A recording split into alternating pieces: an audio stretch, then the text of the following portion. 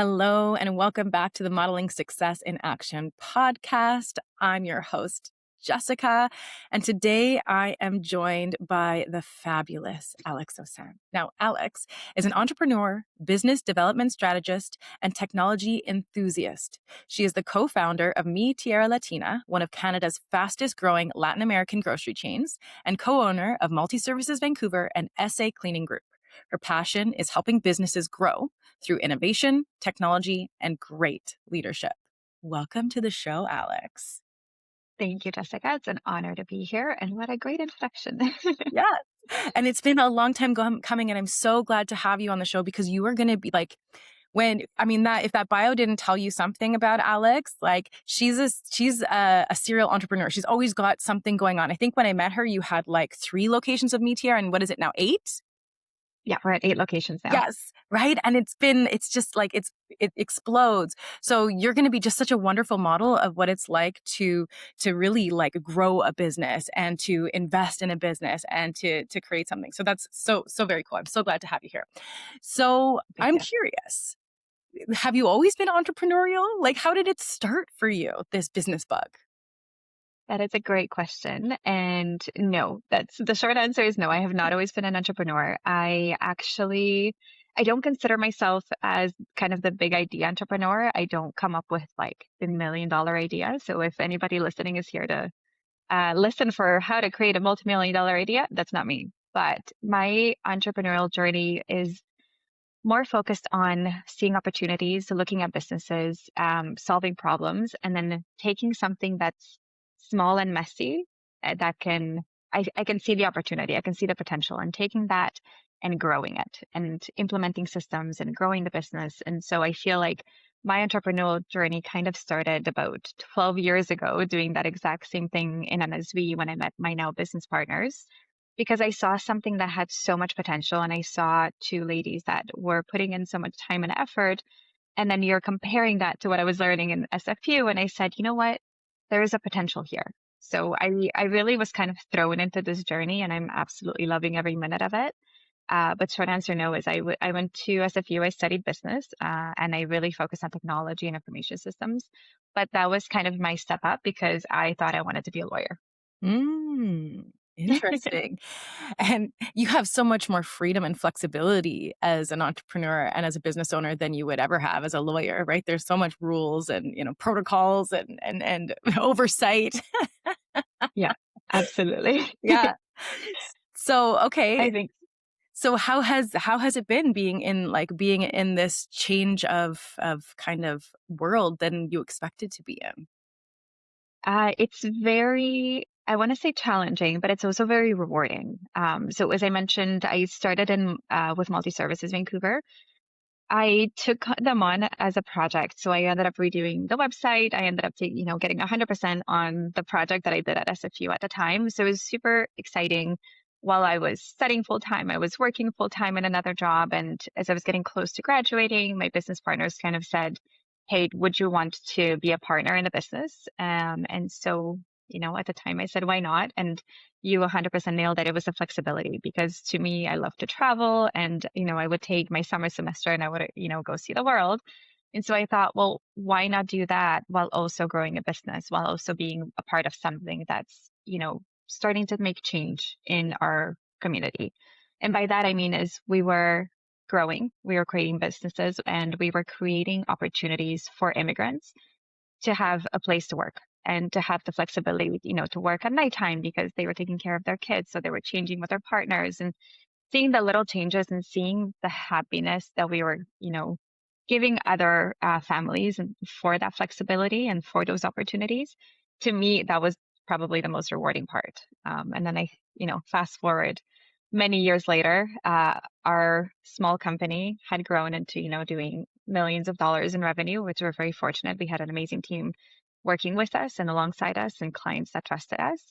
But we kind of got to the point in that late 2020 when the world was an absolute mess where we said, all the systems that we've implemented and all the processes that are now functioning, they were doing so well that we were no longer needed in the business. So we were just kind of there to send invoices and if there was any issues that popped up, but there was no longer a challenge. And so being what I would say the crazy ladies that we are, we said, let's create a challenge. And so the opportunity became with Mi Tierra Latina, and we opened our first store in 2021. And it's been an absolute whirlwind since then, because we went from a service-based business where you're working with customers to now a whole retail concept.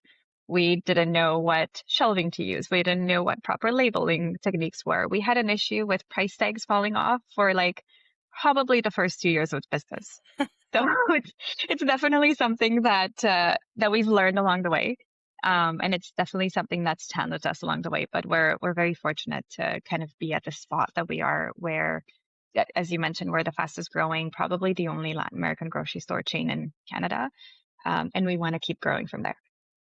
So how is it for you? Because I love that you're like, we got it. Like the systems were in place. They didn't need us like on the day to day in the business. So instead of just kicking back and cooling your jets and being like, "Oh, we did a great job," you're like, "What's the next challenge?" So, Pretty much. what is it like running multiple businesses? Like, do you have to kind of shift gears? Because, like you said, one is retail, one is service. I mean, and you also have the SA, the detailing, right? So, what's that like? How do you I manage multiple wear businesses? Yeah, I wear many hats on a daily basis. And I think sometimes I don't even take off the hats. They're just kind of stacked one on top of another, and I go with the flow.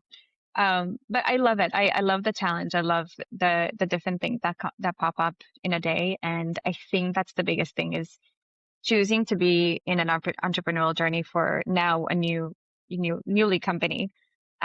Those challenges you don't necessarily get when you are established in your role and in your career, and you don't get to, unless you choose to, of course, but you don't necessarily have to learn these new skills.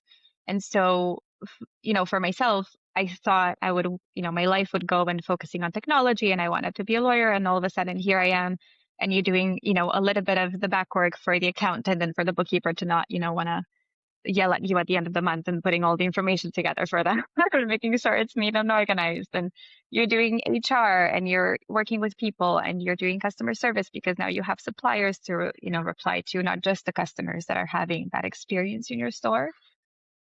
So I think to summarize it is, yes, it's a challenge. Yes, it's exciting to wear these different hats. It can be frustrating at times, for sure.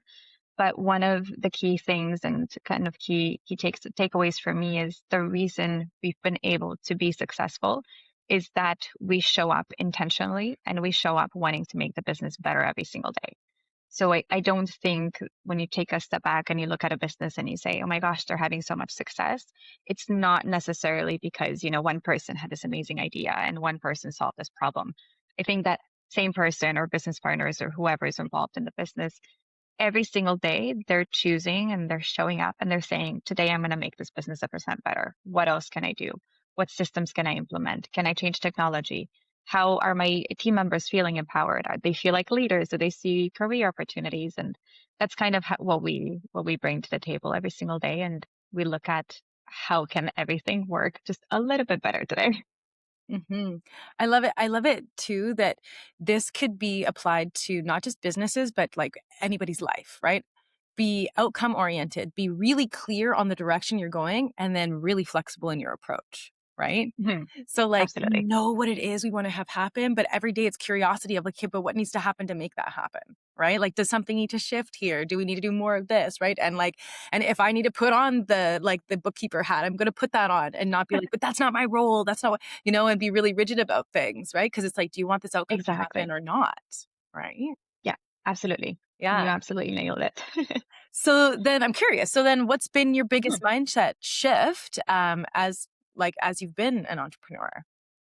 Oh my gosh. Two things I would say. The first is when we are looking at MSV and kind of how we are growing, we very quickly learned, at least for my portion of what I bring to the business, which is kind of that development side, technology, systems. You can't scale something that doesn't have systems. You can't scale chaos. And if you're constantly working in chaos and putting out fires, then that business won't necessarily be able to grow. And the second mindset shift, and I think that's probably the most important one, and don't get me wrong, I'm still working on it. It's effective delegation and taking a step back and realizing yes, I'm the owner of this business, and yes, I want to make sure every single thing is running the way it should be. But there will come a point, and especially for me, when, we now have three very successful businesses, at least I like to think so. But I can't be involved in every single decision that's being made. So then I have to effectively delegate to somebody that is able to take on a challenge. I have to make sure they know exactly what they have to do. I have to ensure their accountability is there and that they will take ownership of their work. And so if anything goes wrong, the ability to have that open conversation with that person and say, okay, it happened this time. How do we move forward from here? It's more important, and it's very, ideal for a business owner like me to be able to have those conversations and to be able to take a step back.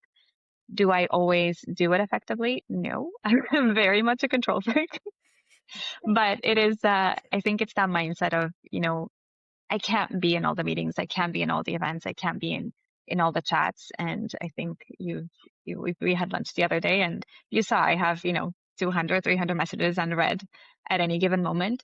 But out of those ones, the ones that really need my attention, the ones that I need to step in and, put out fires, they are very minimal. And the reason is because we've created this amazing team, because we have the support system in place, and because we're looking, we have team members on the team, and we don't like to call them employees. They're part of the team. They grow with us. If our business is growing, they're growing. If they're happy, our customers will be happy on both sides, the retail and the service side.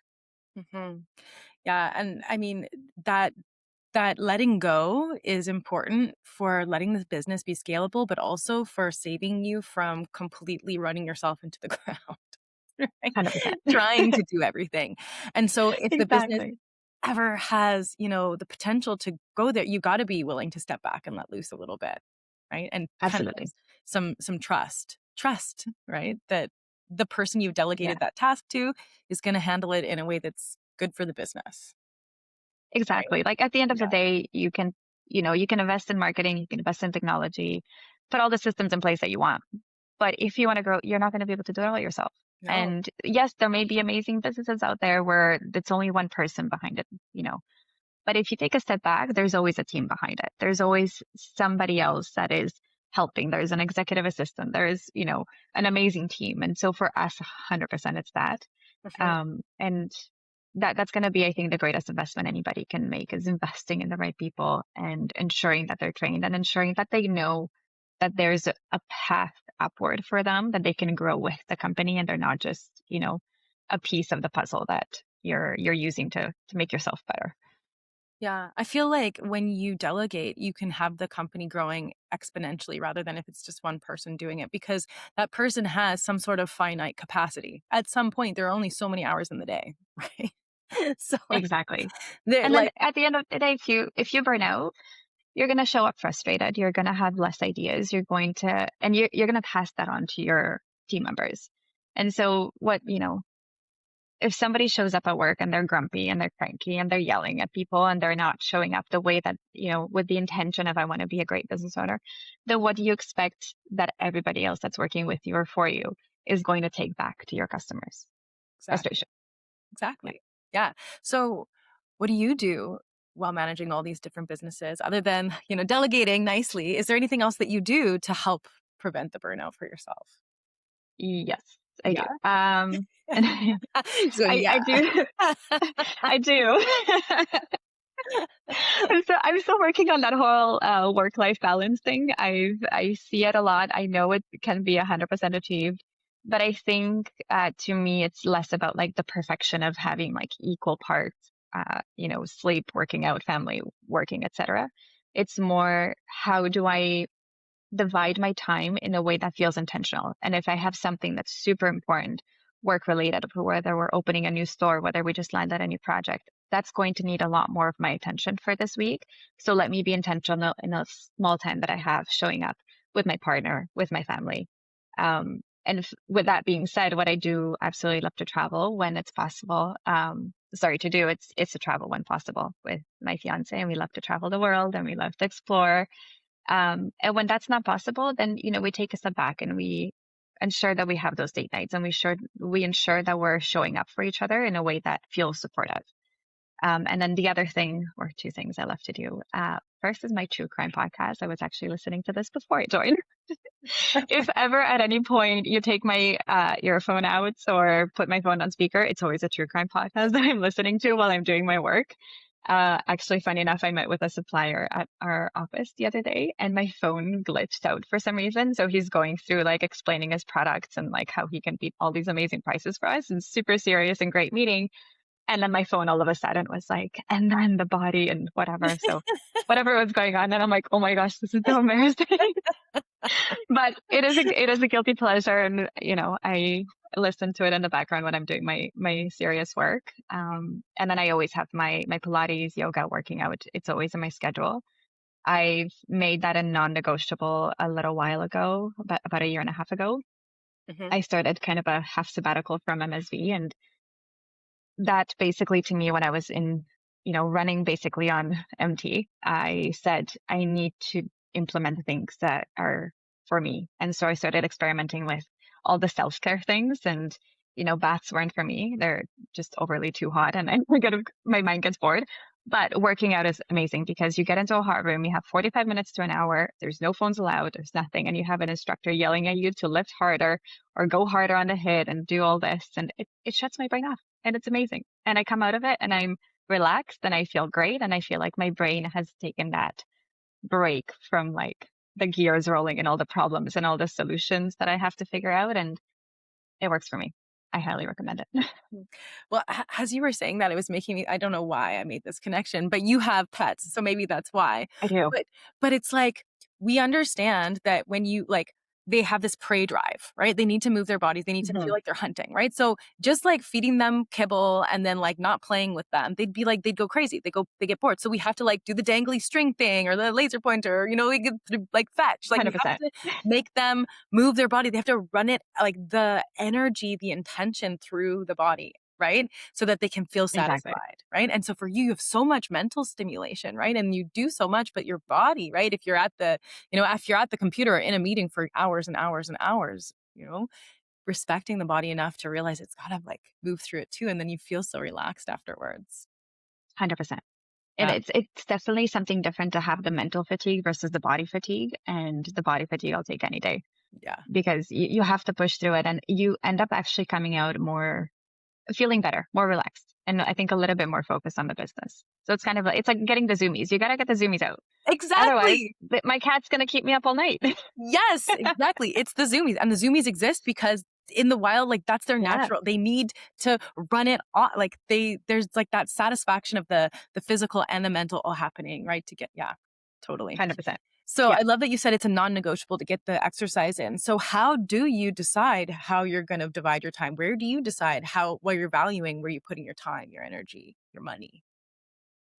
I think it really depends on what I have going on. A lot of the times I have my already set classes, so those are non-negotiable in the sense of I know it's a 6:30 a.m. class, or I know it's a 5:30 p.m. class, or whatever the case may be, and it's kind of that obligation to, you know, the instructor that knows that you're going to be there, the people the friends that you kind of make in the gym classes, and they know that you're showing up. So to me, I'm very much, I like to make the people around me proud, and I'm very much accountable to everything that I say and do. And so there's nothing worse than like feeling that I didn't show up somewhere or missing like a BNI meeting or anything like that. So that in the workout sense is if I already committed, and forget the $20 cancellation fee, but I've committed and I know that my instructor knows I'm going to be there, I will 100% be there. And so I will create those systems, or I've created those systems where if my class is at 6:30 and it goes until 7:30 in the morning, then my team members know that if they need to reach me within that time, there's other avenues that they can explore if there's a situation that pops up. And they know at 7:35, I'll be on the phone and just checking to make sure that there's no fires, and so kind of in that sense, that's my choice. But when it comes to work, it really depends. We have three companies, as you've mentioned, and Mi Tierra Latina is the fastest one that occupies a lot of my time. And the reason is because it's new. We're growing. We went from one location in 2021. We have 8 locations now. We want a franchise. We work with investors. We work with expansion in the US. There's so many different avenues of the business that require my time. And some weeks are heavier than others. And some weeks there's days when I'm like, I think I forgot to do something, because it just feels kind of like that. Like my immediate to-do list is done. So I just take a look and see where my time is needed. And I try to establish, for example, I used to be very much a workaholic. And if Shaida is going to be listening to this, that's my fiance, she will say, you are still a workaholic. But I try to put, set dates. So for example, Sundays, I won't be on the laptop. I won't be at a computer. It's completely a day for me to spend the day with her, to visit my parents, just to do things that we need to do. And sometimes it's as, small as going grocery shopping and bringing, food back for the kids, or taking Bailey for a walk, or anything like that. So that's kind of, it's what does my body need? Where is my energy needed? And if it's a heavier week, is how do I communicate that to the other people around me is, hey, I'm going to go through it this week. Let's put aside, some time on Sunday, or let's go for brunch or something, and just put that time aside. Mm-hmm. So the thread that I'm really picking up is how very intentional you are about your time, because for you, you know how valuable it is. You have lots to do, and like we said, time is finite, right? So you're very intentional about the outcomes you want to have happen. And I think that I'm seeing how that kind of helps you make your decisions about what's worth giving your attention to, and what you're like, that's going to be a delegation thing, or that's something that gets dealt with next week, or, maybe it doesn't get done, and that's okay too, right? Yeah. Yeah, absolutely. 100%. So, okay. So then as we're kind of getting into your model of the world, and everyone's kind of been listening to the flexibility and the delegation and all of that. So if you could give us one piece of advice for somebody who wants to step into your model of the world, maybe they want to be an entrepreneur, maybe they want to have, 5 businesses or however many businesses, or they actually just have one that they're ready to like scale and let it go to the next level. What piece of advice would you give to them? I would say, I was thinking about this because I thought you would ask me, but I would say the number one would be, don't wait for perfection. And I keep coming back to that. We did a talk a couple of years ago for basically new business owners. And the one thing we always come back to is, don't wait for perfection. And the, economy and everybody will wait for you. What I mean by that is, your plan will never be perfect. Your business plan is going to change. Things will happen in the world where your business will have to shift. And funny enough, I was cleaning out my old laptop the other day, and I found a business plan for MSV, and I found a business plan for Mi Tierra, because as you know, when you start a business, you need to make one when you're applying for banks and whatnot. Our business plan is so different than where we are now. And it's kind of funny in a way, not to say that we failed in terms of what we wanted to do. It's more, we saw these opportunities, or we encountered these challenges along the way that forced us to say, well, we're going to put this one on the side because we're going to go this way now. We're going to shift. We're going to pivot. We're going to, open a third, fourth, fifth location. And with that, for example, Mi Tierra Latina wouldn't be here, I don't think, if we had stayed very rigid to what we wanted to do. Our second location, Burnaby, we wanted to open with actually a business partner at the time.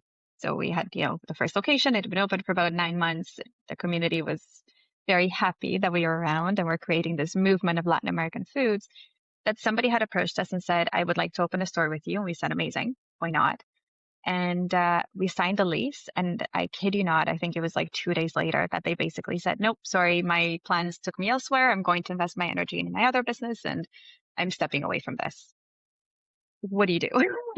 We're not going to go back and, and sign a lease. And the four of us, we're 4 business partners. We took a look at each other and said, well, it is what it is. So we took money from our bank accounts and from our investments, and we're fortunate to have a company that was able to help us out. And I'm installing floors, and, Michelle's husband is helping cut out a wall, and MSV team members are coming in and, cleaning the space and making sure everything looks good. So we pivoted. So 100%, if you take a look at what we've done in the background, we didn't wait. We solved problems as they arose. And along the years, we've invested in the people around us. So those are probably the top 3 things. It's surround yourself with mentors, surround yourself with people you can learn from, surround yourself with people that can push you.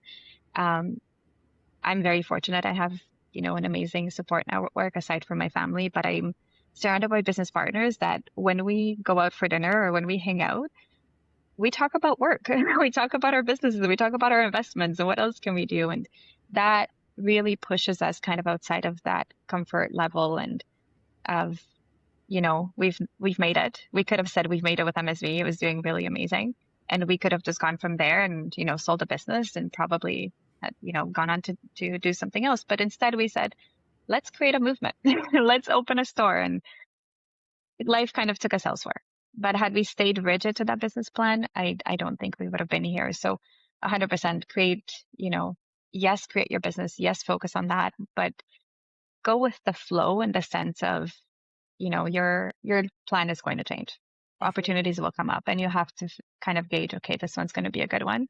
And if it isn't, you don't focus on the losses. You don't focus on the failures. You just get right back up and you say, okay, that didn't work. So we're going to go this way now. Yeah.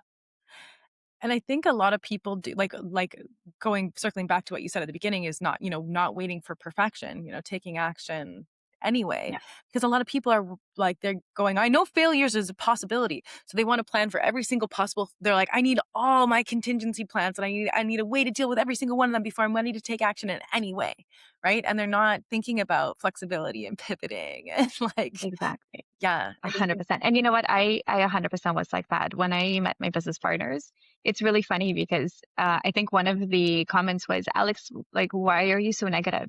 And negative in the sense of like, oh, I wouldn't say this is failing. It's my brain works in the sense of you throw a problem at me or a business idea or whatever, and I will think of every possible way that that thing can fail. But at the same time, I've already established the solutions that can go. And I've already established that, okay, you've given me 6 different ideas.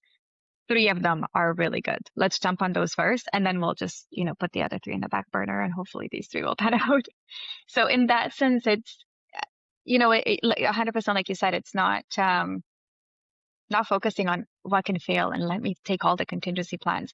Yes, have a contingency plan, but go with the flow in the sense of it's going to change and life will surprise you. And I think if you are the one top thing that we have is passion and commitment and intention to our business. And I think a lot of the community around us sees that. We're fortunate to have investors that believe in us. And for any other business, if you surround yourself with people that see you for who you are and the passion that you bring to the project or the problem that you're solving, I don't think that you would have any issue creating the same movement that we have.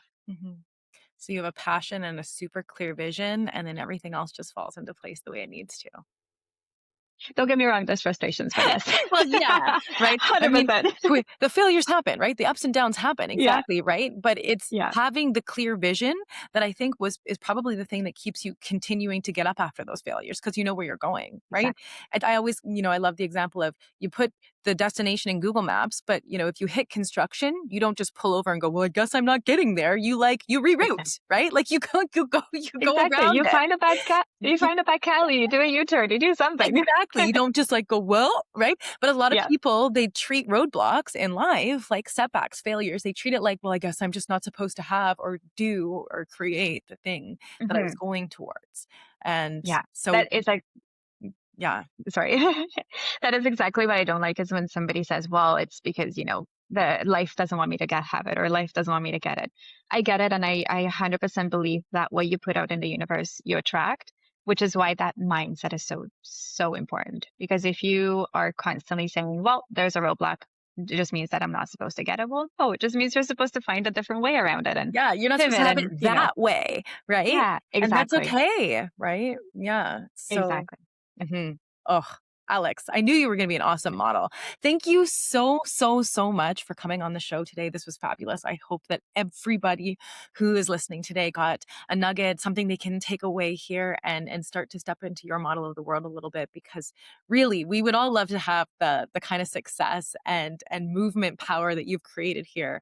So, I'm going to leave all the details for Alex below. If anyone wants to reach out or connect with her, you'll be able to do so. Thank you again. Thank you so much, Jessica. Such an honor to always be here with you.